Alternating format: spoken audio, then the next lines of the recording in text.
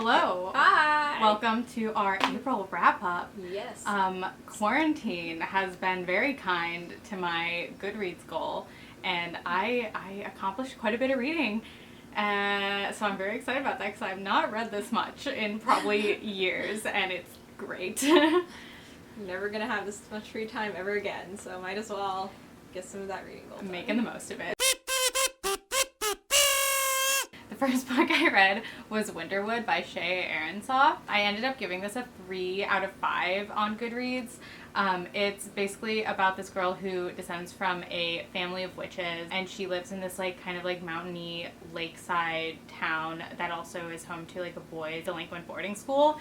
And one of the boys ends up going missing, and she finds him, but he has no memory of what happened. So it's them trying to unravel the mystery of what happened, or of where he disappeared to, and how he came to appear in the Winterwood mysteriously when he really should have died there. It was okay, very, very meh. I bought this when it first came out, and I think the reviews were still a bit high at the time. I just thought it was very YA style writing, and it definitely had insta love. I didn't love the characters. I didn't hate the characters. I thought the premise was interesting, and I really liked the setting, but overall it's just kind of a so-so story for me. For my first book of quarantine, I read Winter's Promise by Crystal Davos. I was originally intending to read this last winter. It's one of my winter TBR books, but never got around to it. It started off kind of weird because I felt like the translation was kind of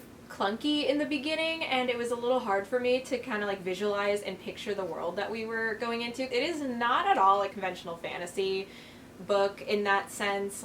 The world is really different from what you might find in English YA novels. I should also clarify that this is a French novel that has been translated into English, and there's a very, very different style to it. Everyone lives on these floating island spires in the sky because there was a cataclysmic event a millennia ago that broke the world into pieces, and these fragments rose into the sky, and that is where civilization now lives. So there's a lot of airships, but it's not futuristic. It's still old-timey, kind of fantasy vibes. Towards the end, I got really hooked on the story. The main character is basically arranged to marry this stranger on a different neighboring spire that is way more brutal, and the political intrigue is way more intense there. So she is really out of her element, but eventually she is able to navigate her place in the court and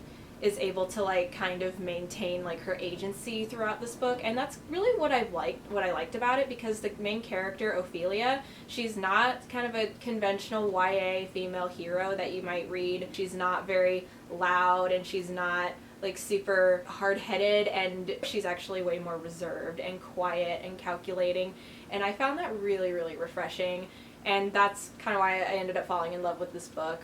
Also because the love story in here, because there is a romantic subplot, not insta-lovey, it actually kind of seems like there's gonna be an interesting enemies to lovers arc going on in here, and I really, really am into that. So I'm excited to read the sequel. I haven't read it yet, but I'm going to, and really, really excited. Gave this book 4 out of 5 stars. I've talked about these books quite a bit, but I thought it was a good time to reread them just because, these are stressful times up here in quarantine, and these are the books I read to just relax. They're very much just comfort books to me, and I love them for that. And that series is The False Prince, which I love. They're by Jennifer A. Nielsen, and they follow these 3 boys that are plucked from obscurity. They're orphans, and they're taken by this noble. He trains them to pass him off as the long-lost Prince Jaren, who was killed in a pirate ship attack 4 years ago. So it becomes a competition between the 3 boys to become Jaren, basically. It's really great. I love the series because they're really short books, but I feel the plot is structured so well that Jennifer Nielsen establishes like a lot of plot and character in a very small amount of time. It's paced perfectly for the size of book it is, and there's no slow parts. Very fast, very great book if you're trying to get out of a reading slump. I think all the characters in here are really, really strong. I love the main character. His name is Sage, and he's just really witty and kind of always one step ahead of everybody else, and that makes him like really enjoyable to read about. And yeah, check all of them out. They're great. Probably like the 5th time I've read these. I don't even know anymore. So the last book that I read during the month of April is The Name of the Wind by Patrick Rothfuss. I feel like I passed a huge fantasy milestone reading this. Basically, like, you are not a fantasy fan until you have read this. Oh my god, I feel like I just gained so much credibility just now. Yeah. And I was really pleased with it. It did live up to my expectations. It's interesting because this is not a very action-heavy fantasy novel. This is actually more slow-paced, and it more centers around the life of this now like legendary hero, but he's recounting his story and saying like, here's what actually happened. And it's a really, really fascinating take on like not just fantasy as like a world building thing, but also just like it's a cool like fictional memoir. And I ended up really enjoying it. One, because the main character, Quoth, he's really witty and he's funny and intelligent, and it's really fun, like, reading about how he's able to figure out these really challenging problems and obstacles. Most of it actually takes place in a school setting, which I didn't know or expect.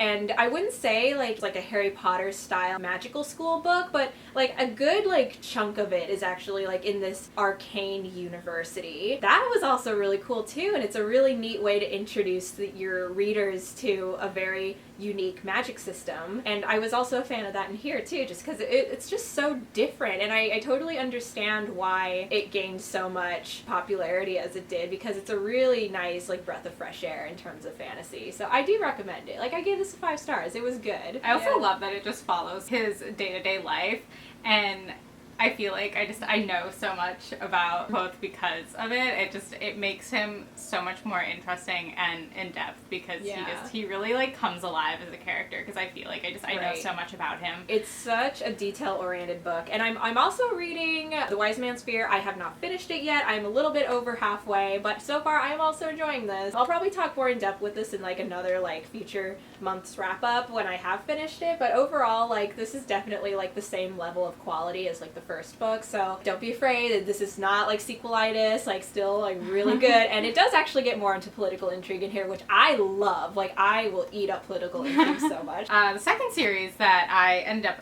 finishing was the 7 Realms series. Let me try to hold these up. So they're all very heavy. They're very heavy books, very dense paper. The 7 Realms series by Cinna Williams Chima. The first one in the series is called The Demon King. I read it, I think, over Thanksgiving, and I finally decided to finish it. I gave The Demon King, I think, 3 out of 5 stars. Like, I thought it was like an okay introduction to the series. I stayed because I really liked the characters. As I went on, it got better and better. Like, I ended up really liking this series. It was a really, really solid series for me. I love Han, the main character. Han is like this like street lord. He ends up like meeting the princess, Raisa, and they get into like shenanigans, and actually they don't interact that much in the first book, which I think was one of the things that kind of disappointed me. It was well worth the wait, because you got a lot of scenes between them, you know, for the rest of the series. I think the first one definitely did a solid job of establishing the relationship that they would build, and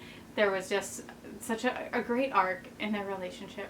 I was there for it. I loved it. Every book gets better, so if you're looking for a fun read, I would really recommend. I think that is everything we read in April. Yeah, which is kind of a huge step up from what we're used to, just because like now we have all of this free time to read. Yeah, I really want to try to keep like the reading momentum going, like once we get back into the swing of things. So we'll see.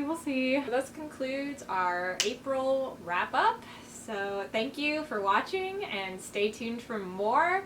We're going to try and get these videos out to you at a more consistent pace now. Heck yeah. Yeah, we're going to take advantage of this like Quarantine. Yeah. We have lots of free time. Well, Okay. bye. Bye.